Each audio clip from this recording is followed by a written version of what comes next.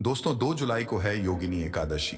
इस दिन बन रहा महासंयोग जिसने भी किया इस वीडियो में बताया उपाय वह बनेगा करोड़पति। दोस्तों वेदांग के पारमी विद्वान ब्राह्मण को सहस्त्र गोदान करने से जो पुण्य होता है उससे 100 गुना पुण्य एकादशी व्रत करने पाप दूर हो जाते हैं और अंत में बैकुंठ लोक की हासिल होती है। कहा जाता है कि इस व्रत को रखने से सफलता और सिद्ध मिलती है। योगिनी एकादशी का व्रत करने से भगवान विष्णु जी के साथ साथ मां लक्ष्मी का भी आशीर्वाद हासिल होता है। परंतु अगर आप किसी कारणवश योगिनी एकादशी का व्रत नहीं भी कर पा रहे हैं तो आप भगवान विष्णु की आज के दिन पूजा पाठ करके व्रत कथा अवश्य सुने और दान अवश्य करें।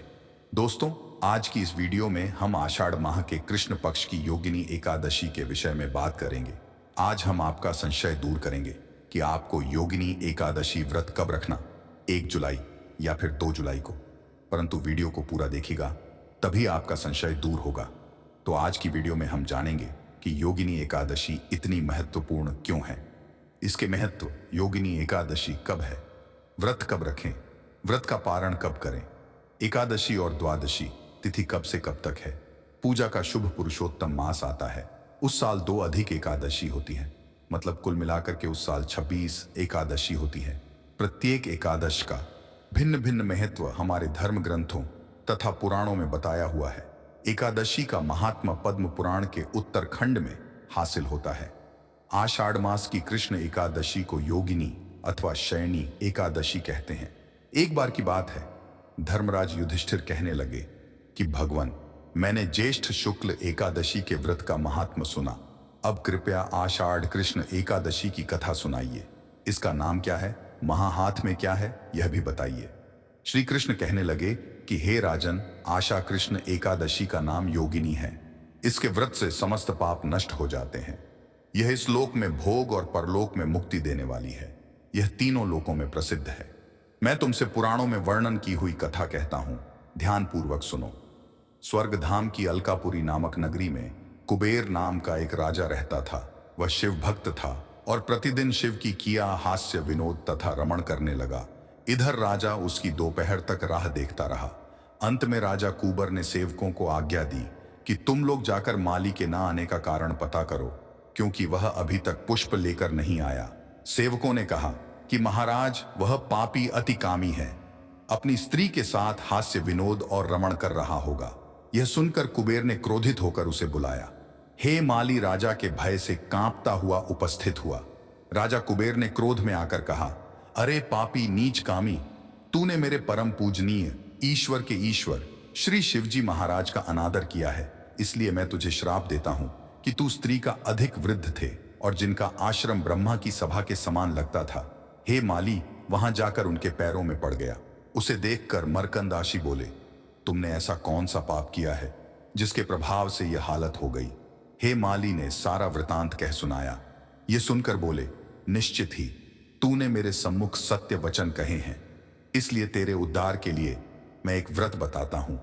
अगर तू ज्येष्ठ मास के कृष्णा पक्ष की योगिनी नामक एकादशी का विधि पूर्वक व्रत करेगा तो तेरे सब पाप नष्ट हो जाएंगे। यह सुनकर हे माली ने अत्यंत प्रसन्न होकर मुनि को साष्टांग प्रणाम किया। मुनि ने उसे स्नेह के साथ उठाया।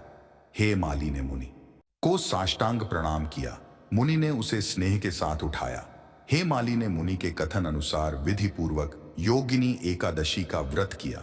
इस व्रत के प्रभाव से अपने पुराने में आकर वह अपनी स्त्री के साथ सुखपूर्वक रहने लगा। दोस्तों यह थी योगिनी एकादशी का महत्व। अब जान लेते हैं योगिनी एकादशी व्रत के क्या का दाना नहीं होना चाहिए। तो दशमी तिथि को भी आप सुबह स्नान ध्यान करके शुद्ध रहेंगे। पूरे दिन आपको इस दिन भी किसी भी तरह का तामसिक भोजन, मतलब मांस मदिरा लहसुन प्याज, इसका सेवन नहीं करना है। दशमी तिथि को एकादशी वाले दिन आप व्रत का संकल्प। दशमी तिथि के शाम के भोजन के बारे में बता रहा हूं दोस्तों, जिसमें कि आपको दोस्तों चावल बिल्कुल नहीं लेना है। और दशमी तिथि के दिन अगर आप गृहस्थ हैं तो जब आप आसमान में जैसे तारे उदय हो जाए उस समय पर आप अपना भोजन ग्रहण कर लीजिए।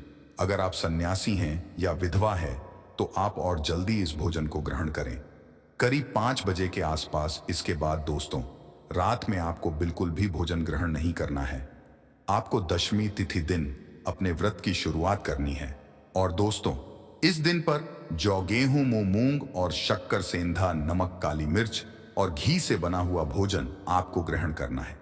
इस भोजन को ग्रहण करने के बाद रात भर आपको उपवास रखना है, जिससे कि जब आपका एकादशी का व्रत अगले दिन शुरू हो, उस समय पर आपके पेट में अनाज का बिल्कुल भी दाना नहीं होना चाहिए। इस व्रत को महापुण्य फलदायी बताया गया है कि नियम थोड़े से कठोर हैं। ऐसा कहा जाता है दोस्तों, अगर आप एकादशी का व्रत फलों को खाकर आप इस उपवास को रख सकते हैं। एक दोस्तों, शाम के समय आप नमकीन फलाहार भी कर सकते हैं। अगर आपका शरीर साथ नहीं देता, जिसमें कि आप सिंघाड़े के आटे की पूरी आलू के साथ बना सकते हैं। जो भी सिंपल फलाहार है वह करिएगा। समय का चावल और मूंगफली मत खाइए, यह मैं खाने के लिए मना कर रहा हूं। आलू वगैरह खाकर उपवास को करिए। जब एकादशी का व्रत हो जाए, शाम के बाद अगले दिन द्वादशी के दिन जब आप सुबह जागते हैं, उसके बाद नहा होकर भगवान का पूजन करिएगा। और आप इस दिन पर ब्राह्मण भोज करा सकते हैं तो ब्राह्मण भोज जरूर कराइए। नहीं करा सकते तो आप उनके खाने पीने का जो सामान है, जिसे कि सीधा बोलते हैं, वह ब्राह्मणों को जरूर दीजिए। और मान्यताओं के अनुसार हरि विष्णु के समय व्रत नहीं खोला जाता है। हमेशा हरिवासन का समय बीतने के बाद और सूर्योदय के बाद ही आप जब व्रत रखें तो सुबह जल्दी उठकर घर की साफ सफाई करके स्नान और इस दिन भगवान विष्णु का पूजन पीले रंग की सामग्रियों से जरूर करें। भगवान को स्नान कराकर पीला चंदन लगाए, पीले वस्त्र अर्पित करें, पीले पुष्प अर्पित करें और पीले ही रंग के फल या पीले मिठाइयों का भोग भगवान को आज के दिन लगाना चाहिए। सुबह को धूप दीप जलाकर भगवान विष्णु के मंत्रों का जाप करें। एयूएम नमो भगवते वासुदेवाय नमः, एयूएम श्री विष्णु नमः, या फिर हरे कृष्ण का जाप भी आप सच्चे मन से कर सकते हैं। साथ में मां लक्ष्मी जी का पूजन करें। भगवान श्री कृष्ण का पूजन आज के दिन करें। व्रत की कथा पढ़े सुने और अपना व्रत प्रारंभ करें। सुबह को आप केवल फलों का ही भोग भगवान को, इसके अलावा आप मेवों का भोग भी भगवान को अर्पित कर सकते हैं। दिन भर उपवास रखें। शाम के समय एक बार फिर से विधि विधान से पूजा करें। भगवान को आप ही समय भोग लगाएं और साथ में तुलसी पत्र जरूर रखें। अगले दिन शुभ मुहूर्त में व्रत का पारण करने से पहले पूजन करें। दान की सामग्रियों का पूजन करें और अपनी सामर्थ्य के अनुसार, जैसी आपकी श्रद्धा सामर्थ्य हो, उसके अनुसार मौसमी वस्त्रों का, मौसमी फलों का दान करें, पीली वस्तुओं का दान करें और व्रत का पारण तुलसी पत्र और जल से ही आप करें। सबसे को इस दिन सर से स्नान नहीं करना चाहिए। एकादशी के दिन तुलसी जी में जल अर्पित नहीं किया जाता है। आइए जानते हैं योगिनी एकादशी शुभ मुहूर्त पारण के बारे में। परंतु उससे पहले अभी तक आपने वीडियो को लाइक नहीं किया है तो वीडियो को लाइक करके चैनल को सब्सक्राइब अवश्य करें। इस्कन मंदिर के कैलेंडर के अनुसार और ज्योतिष शास्त्र के अनुसार आषाढ़ मास के कृष्ण पक्ष की एकादशी 1 जुलाई सोमवार को सुबह 10:02 पर शुरू होकर अगले दिन 2 जुलाई मंगलवार को 8:42 पर समाप्त होगी। सनातन धर्म के अनुसार हम सब एकादशी का व्रत उदय तिथि के दिन रखते हैं। उस दिन रखना श्रेष्ठ फल देता है। इसलिए इस बार योगिनी एकादशी का उपवास 2 जुलाई मंगलवार 2024 को रखा जाएगा। एकादशी के दिन सूर्योदय का समय रहेगा। सुबह 5:27 पर सूर्यास्त का समय रहेगा। 7:02 पर एकादशी के दिन ब्रह्म मुहूर्त का समय रहेगा। सुबह 4:07 से 4:45 तक और विजय मुहूर्त का समय होगा। एकादशी के दिन अर्थात 2 जुलाई को सुबह 2:04 से 3:04 तक द्वादशी तिथि शुरू होगी। 2 जुलाई 8:04 पूर्वाहन से जुलाई। इस दौरान किए गए कार्यों का शुभ फल मिलने की संभावना ज्यादा है। इस बार योगिनी एकादशी पर धृति योग, सर्वार्थ सिद्ध योग, त्रिपुष्कर योग, शिववास योग, बालव तैती और कौलवकरण योग का महासंयोग बन रहा है। एकादशी के दिन धृत योग बन रहा है, द्वितीय योग। इस दिन सुबह 11:01 तक रहेगा। इसके बाद शूल योग बन रहा है। द्वितीय योग में भगवान विष्णु की पूजा करने का परम शुभ फल हासिल होता है।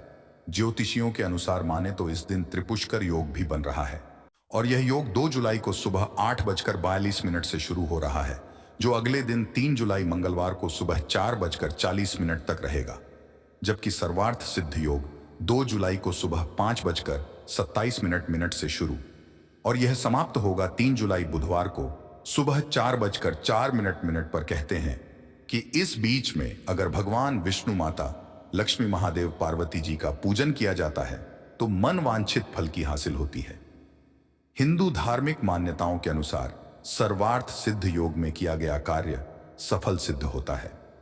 वहीं त्रिपुष्कर योग में पूजा पाठ, दान, यज्ञ या कोई अन्य शुभ कार्य करने से के बीच की अवधि को शिव योग कहते हैं। इस बीच में अगर भक्त शिवालय जाकर भगवान महादेव और माता परवाजी का पूजन करते हैं तो उन्हें सभी सिद्धि यहां भगवान महादेव और माता परवाजी सुलभ करवा देते हैं। योगिनी एकादशी के व्रत का पारण हरिवासन तिथि में नहीं करना चाहिए। हरिवासन तिथि समाप्त होने पर ही व्रत का पारण करना चाहिए। हरिवासर का समय द्वादशी तिथि के पहले 1/4 समय को कहा जाता है। व्रत का पारण द्वादशी करना ही श्रेष्ठ होता है। व्रत का पारण द्वादशी तिथि के समाप्त होने से पहले कर लेना चाहिए। द्वादशी तिथि के समाप्त होने पर व्रत का पारण करने से एकादशी व्रत का पुण्य क्षीण हो जाता है। इसलिए द्वादशी तिथि समाप्त होने से पहले ही व्रत का पारण कर लेना चाहिए। व्रत का पारण 3 जुलाई बुधवार एल के समय में व्रत का पारण करना श्रेष्ठ रहता है। पार मतलब द्वादशी के दिन एक निश्चित समय पर कुछ नियमों का पालन करते हुए एकादशी व्रत को पूर्ण करना। जब कोई व्यक्ति एकादशी व्रत का आरंभ करता है तो उसे इस व्रत के पारण द्वारा उसे भी पूर्ण करना चाहिए। हमारे शास्त्रों में गया है कि अगर कोई व्यक्ति निर्धारित पारण समय के अंदर एकादशी का पारण नहीं करता है तो उसे द्वादशी पर फिर से पूरा दिन उपवास करना पड़ेगा और वह त्रयोदशी पर ही उसे पूर्ण कर पाएगा। कई बार कुछ लोग यात्रा में होते हैं या फिर भूल जाने के कारण एकादशी व्रत तो कर लेते हैं परंतु उसका पारण नहीं कर पाते। ऐसे प्रसंगों में व्यक्ति को सावधानी पूर्वक याद से एकादशी व्रत का पारण अवश्य चाहिए। आपको उसका कारण भी नहीं पता है कि यह समस्या किस कारण से चल रही है।